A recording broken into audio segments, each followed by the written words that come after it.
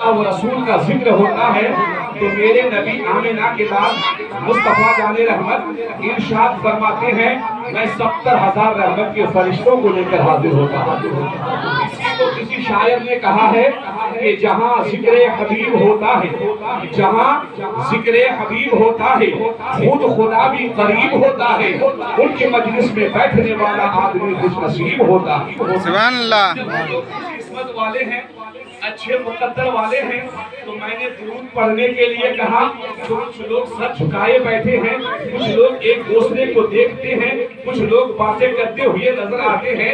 यानी हम सुन्नियों का ये हाल हो चुका है कि हमने दुरूद की अहमियत को नहीं समझ पाया है। मगर आइए एक दुरूद पाक की अहमियत फरमाने नबी आप तक पहुंचाने की कोशिश कर रहा हूँ। मुस्तफा जाने रहमत मिंबरे नूर पर बैठे हैं, सामने सहाबाए किराम का झुरमुट है।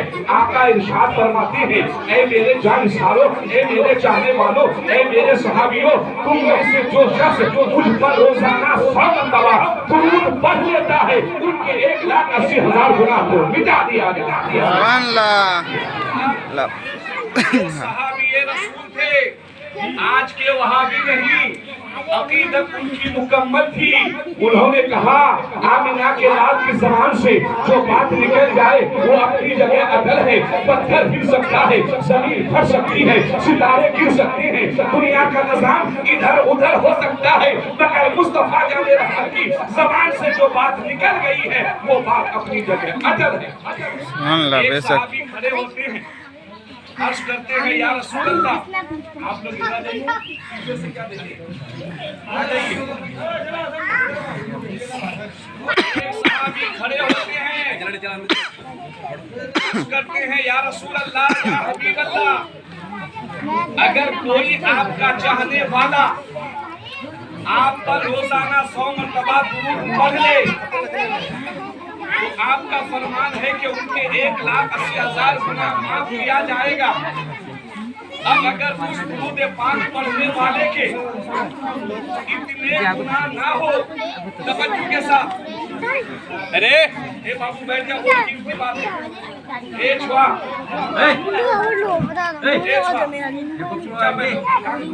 गिदर क्या ना करें साइलेंट रहो सीधा बोल में नहीं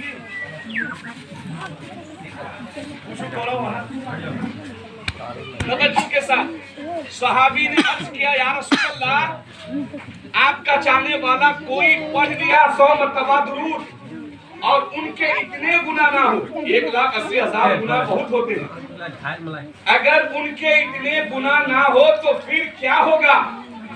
आका मुस्कुराते हैं, मचल कर बोलो सुभान अल्लाह। सुभान अल्लाह। आका इरशाद फरमाते हैं कि ऐ मेरे सहाबी, उस दुरूद पढ़ने वाले के इतने गुनाह ना हो तो उसके लिए ये है कि उनके माँ बाप के गुनाहों को माफ कर दिया जाए। सुभान अल्लाह। सुभान अल्लाह। एक सहाबी और खड़े होते हैं, अर्ज करते हैं या रसूल अल्लाह, या हबीब अल्लाह, उस दुरूद पढ़ने वाले शख्स के माँ बाप के भी इतने गुनाह ना हो तो फिर क्या होगा? आका मुस्कुराते हैं, इरशाद फरमाते हैं कि उनके जितने रिश्तेदार हैं सबके खताओं को माफ कर दिया जाए। सुभान अल्लाह। अपनी बोल दीजिए सुभान अल्लाह। सुभान अल्लाह। की बात है। अब आगे बढ़ते चलिए, एक सहाबी और खड़े होते हैं, अर्ज करते हैं या रसूल अल्लाह, या हबीब अल्लाह, उस दुरूद पढ़ने वाले के माँ बाप के तमाम रिश्तेदार के इतने गुनाह ना हो तो फिर क्या होगा? इतने में आका मुस्कुराते हुए इरशाद फरमाते हैं ऐ मेरे सहाबियों, ऐ मेरे चाहने वालों, उस दुरूद पढ़ने वाले के माँ बाप के तमाम रिश्तेदार के इतने गुनाह ना हो तो उस बस्ती में रहने वाले तमाम मोमिनों के खता को माफ कर दिया जाए। सुभान अल्लाह। इतनी बड़ी फजीलत है, मगर अफसोस कि हम दुरूदों से दूर भागते हुए नजर आते हैं। दुरूद पढ़ने के लिए कोई टाइम, कोई वक्त मुकर्रर नहीं है। आप हाथ जाओ तो दुरूद पढ़ते हुए चलो, बिस्तर पर लेटो तो दुरूद पढ़ते रहो, हल जोतो तो दुरूद पढ़ते रहो, हाट बाजार जाओ तो दुरूद पढ़ते रहो, यहाँ तक के जो भी नेक काम करो दुरूद पढ़ते रहो। दुरूद पढ़ने वाले की जबान से, मुंह से खुशबू भी निकलेगी, कल कयामत में नबी के साथ जन्नत में दाखिल भी होगा। सुभान अल्लाह। ये तो दुरूद की फजीलत थी। अब यहाँ उस्ताद किराम पढ़े लिखे लोग बैठे हैं। कुरान का 5वां पारा रब इरशाद फरमाता है, ऐनमा तकूनु युद्रिकुमुल मौत। तुम जहां कहीं भी रहो, खेत में रहो, खलियान में रहो, दुकान में रहो, मकान में रहो, दुनिया के किसी हिस्से या गोशे में रहो, जब वक्त आएगा तो मौत तुम्हें ढूंढ निकालेगी। और जब मौत किसी को आ जाती है, यानी मरने वाला कोई मर जाता है, तो इस सीमांचल के फितरी आदत है, आज तक आपने सुना भी ना होगा, आज तक आपने किसी आलिम से पूछा भी ना होगा कि आखिर मरने वाले से कैसी खता हो गई, क्या गुनाह कर लिया कि मरा था वो चौकी पर, मरा था वो पलंग पर, मरा था वो अपने बिस्तर पर, जिसमें से जो ही रूह निकल जाती है उसे असरा में एक पाटी बिछाकर उसे सुता दिया जाता है। क्या ये मसला है? क्या किसी आलिम ने बताया है? क्या किसी हाफिज ने बताया है? क्या किसी इमाम ने बताया है? आज तक किसी ने ना जानने की कोशिश की है, ना समझने की कोशिश की है। दस्तूर यही रहा है, मरने वाला कोई भी मरता है तो पाटी बिछाकर उसे सुता दिया जाता है। मगर सुन्नी जन्नती मुसलमानों सुनो, मसला ये है, फरमाने नबी ये है, मरने वाला कोई भी हो, चाहे वो बच्चा हो, बूढ़ा हो, जवान हो, मर्द हो, औरत हो, जब कोई मरता है तो उसकी शान ये है, उसकी अजमत ये है, उसका वकार ये है कि मरने वाले को जमीन पे ना रखा जाए बल्कि ऊंची जगह चौकी या तख्त पर रखा जाए। सुभान अल्लाह, बेशक। कहाँ रखा जाए? चौकी या ऊंची जगह पर। और इससे पहले कहाँ रखते थे आप लोग बताइए तो? मिट्टी जमीन पर। ऐसा करते थे? क्या आपके इलाके में आलिम नहीं है? क्या आपके इलाके में खतीब नहीं है? क्या आपकी बस्ती में इमाम नहीं है? हैं, मगर हमको फुर्सत नहीं कि हम जानकारी उनसे लें। अच्छा, ये तो कोताही है ही। इस सीमांचल में एक नहीं, दो नहीं, हजारों जलसे होते हैं। और जब जलसे की बुनियाद रखी जाती है तो हर कहने वाला कहता है कि खतीब कहाँ का होगा, शायर कहाँ का होगा। और ये गवैया शायर 30, 40, 50 हजार का बुलाते हैं, उसका रिजल्ट कुछ नहीं आता है। अगर यही सीमांचल का दस्तूर रहा तो आज अरकान इस्लाम हम मुसलमान भूल बैठे हैं, आने वाली नस्ल मजहब इस्लाम को भूलता हुआ नजर आएगा। इसलिए अपने इलाके के आलिमों के पास बैठा करो और अपने मरहूमीन के साथ जो ज्यादती किए हो उस पर मालूम करके अमल किया करो। एक फैसला हो गया, मसला है मरने वाला जमीन पे नहीं, ऊंची जगह चौकी पे रखा जाए। आखिर ये चौकी पे रखने की इजाजत क्यों? तो मैंने किताब में पढ़ा, उलमा की ज़बानी सुना कि मरने वाले को जमीन की ठंड, जिसे हम लोग सिल कहते हैं, वो लगने ना पाए, इसलिए उसे ऊंची जगह रखा जाए। अच्छा चलिए, मरने वाले को ऊंची जगह रखिए। अच्छा, हमारे समाज में आज भी जिहालत भर भर के कूटा हुआ है। इतनी जिहालत है, ना किसी की मानते हैं ना किसी की सुनते हैं, करते वही है जो उनके दिल में आता है। यानी हाता चला होता टायगर बाईक हाता असतं बिजात असतं हाता असतं यानी शरीयत की नहीं, अपनी तबीयत की चलाता है। और जहां इंसान तबीयत चलाए तो वहां शरीयत बचती नहीं बल्कि शरीयत का खून होता हुआ नजर आता है। इसलिए जब कोई मरने वाला मरता है तो बहुत से मरने वाले का मुंह खुलने का अंदेशा होता है, यानी दो हिस्सों में बढ़ जाता है। यानी एक का पार्ट ऊपर, दूसरा पार्ट नीचे खुला हुआ। तो हर बस्ती में 2-4 मुखजोर लोग होता है। अब वो इतना बड़ा मुखजोर होता है कि ना मुफ्ती की बात को सुनेगा ना इमाम की बात को सुनेगा, वो अपनी चलाएगा। वो मुखजोर कहेगा अलई झूठ है, এখন হাত হাতা দাও, এখন মাথার হাত দাও, চাপে দাও। ऐसे हो गए अली पीछे चापे दो, चापा नहीं जावे। अच्छा, जिस मुर्दे को जमीन की सील लगने से बचाने का हुक्म है, तो फिर वहाँ चापने की इजाजत कैसे? आप जो चापा चापी करते हैं, इसके ताल्लुक से कभी आपने अल्लामा मुमताज से पूछा, कभी आपने पीर साहब से पूछा, कभी आपने अपने बस्ती के इमाम से पूछा, कभी आपने अपने गांव के हाफिजों से पूछा? नहीं पूछा।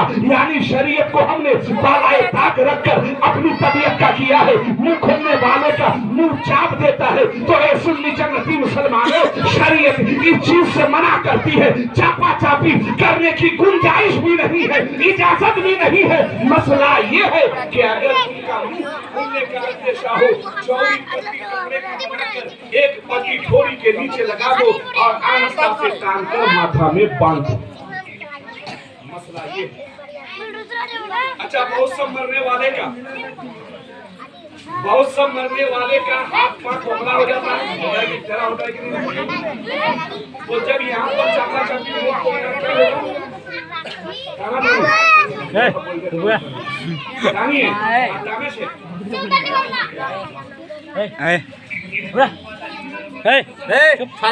देखिए, अल्हम्दुलिल्लाह, समझा लो नहीं आता। मैं वाकयाती तकरीर नहीं करूंगा, ना ही उछल पुछल वाली तकरीर होगी। तकरीर वो होगी जो हर दिन हमें जरूरत पड़ती है, उसी पर बात होगी।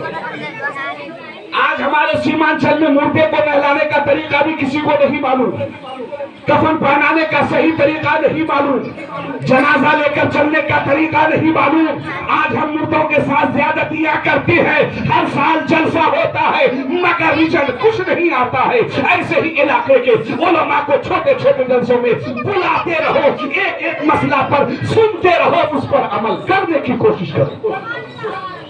तो जहाँ चापा चापी की इजाजत नहीं, तो वहाँ ताना तानी की भी इजाजत नहीं। मसला क्या है? अल्लामा मुमताज साहब भी बैठे हैं, तमाम उलमा बैठे हैं, पीर साहब भी बैठे हैं और रिकॉर्डिंग भी हो रहा है। चाहे जितने बड़े अल्लामा से पूछ लो, मसला यही आएगा जो एजाज बताने जा रहा है। जहाँ चापा चापी की गुंजाइश नहीं, वहाँ ताना तानी की भी कोई गुंजाइश नहीं। हमारी उर्दू समझते ना, हम सुरजापुरी उर्दू बोलते हैं। हाँ, तो क्या करना है? अगर किसी मरने वाले का हाथ पैर टुकड़ा होने की अलामत जाहिर हो, तो बस्ती समाज में जो नमाजी नरम दिल का आदमी हो, उसको बुलाओ और वो आसानी के साथ जितना सीधा कर सके, आसानी के साथ, सख्ती नहीं, इतना करके मरने वाले का उसी हाल पर छोड़ दिया जाए। और आगे चलिए, उसके बाद भी मरने वाले बहुत से ऐसे होते हैं कि मरते ही रूह निकलते ही उसका पेट ऊपर की जानिब चढ़ता है। तो जब यहाँ चापा चापी हो गया, यहाँ खाना खानी हो गया, तो यहाँ क्या होना चाहिए? दावा दावी।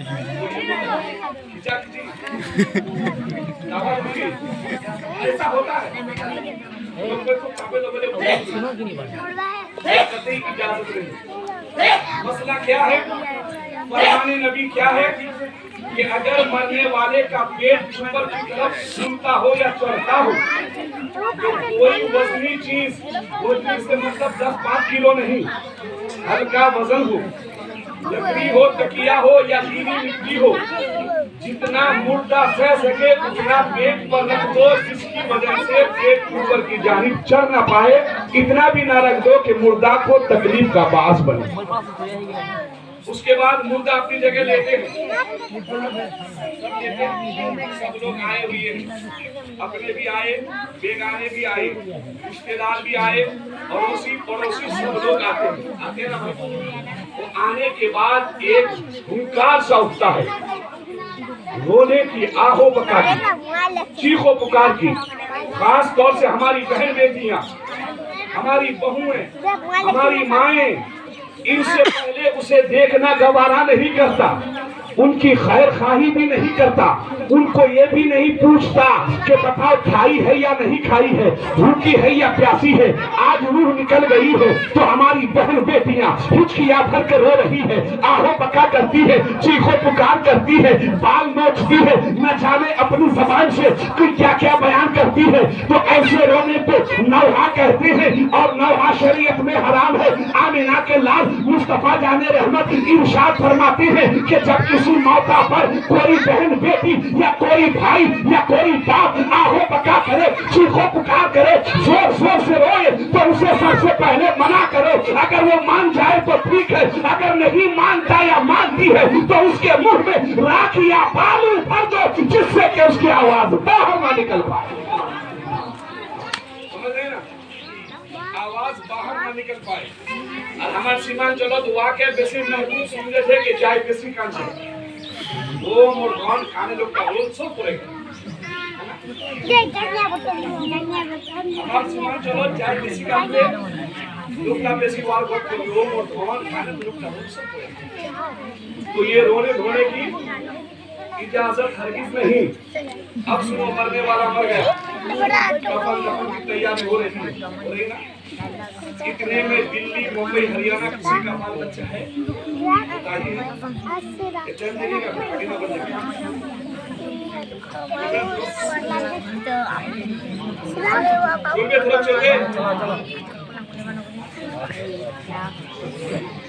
दिल्ली मुंबई हरियाणा कलकत्ता फोन होता है, दादा का इंतकाल हो गया, भाई का भाभी का जो भी इंतकाल हुआ खबर आई।